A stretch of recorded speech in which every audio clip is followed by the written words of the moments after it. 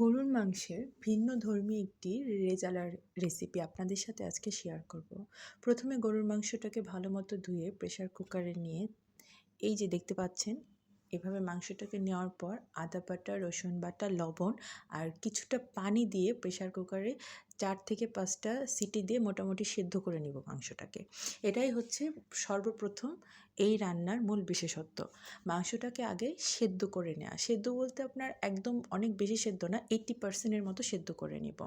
তারপর কড়াইতে প্রথমে তেল দিয়ে তাতে পেঁয়াজ বাটা, আস্ত পেঁয়াজ, আদা রসুন বাটা দিয়ে কিছুটা কষিয়ে নেওয়ার পর সেই মাংসটাকে দিয়ে দেব।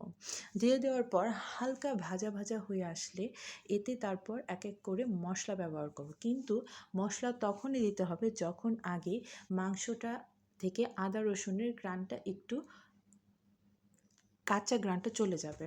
দেন তারপরে এখানে শুকনো মরিচের গুঁড়া দিয়ে দিব, ধনিয়া গুঁড়া, হালকা অল্প পরিমাণে জিরা গুঁড়া দিব। আমি কিন্তু প্রথমত মাংসে কোনো গরম মশলা ইউজ করিনি, সর্বপ্রথম আস্ত গরম মশলা।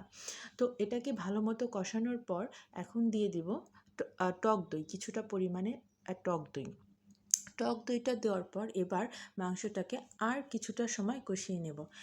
এখন দিয়ে দিব যেটা লাস্ট ট্রিক্স, সেটা হলো গরম মশলা। এই গরম মশলাটা আমি হাতে বানিয়ে নিয়েছি। গরম মশলাটা দিয়েছি, যা যা দিয়েছি গরম মশলাতে সেটা হচ্ছে এলাচ, দারচিনি, লবঙ্গ, গোলমরিচ, জয়ত্রী, জয়ফল, এই 6টা মশলা একটু ভালোভাবে ভেজে গুঁড়ো করে নিয়েছি। দেন এটাকে দিয়ে কিছুটা সময় কষানোর পর তারপর ঝোল দিয়ে দিয়েছি। আমি এই মাংসে কোনো প্রকার হলুদ ব্যবহার করিনি এবং আস্ত কোনো গরম মশলাও ব্যবহার করিনি। লাস্টে যে গরম মশলাটা দিয়েছি সেটার পরিমাণটা একটু বেশি দিয়েছি যাতে খুব সুন্দর একটা ফ্লেভার আসে, এবং পানিটা সেভাবেই দিব যাতে মাংসটাতে একটু একটু মাখা মাখা ভাব হয়, কারণ মাংসটা আগেই সেদ্ধ করা, এর মধ্যে কিছু কাঁচামরিচ দিয়ে দিয়েছি। এই যে দেখুন মাংসটার লুক দেখতেই পাচ্ছেন কেমন চমৎকার, যেমন খেতে তেমন দেখতে। আপনারা একটা ভাত, রুটি, পরোটা এবং পোলাও যে কোনো কিছুর সাথেই ট্রাই করতে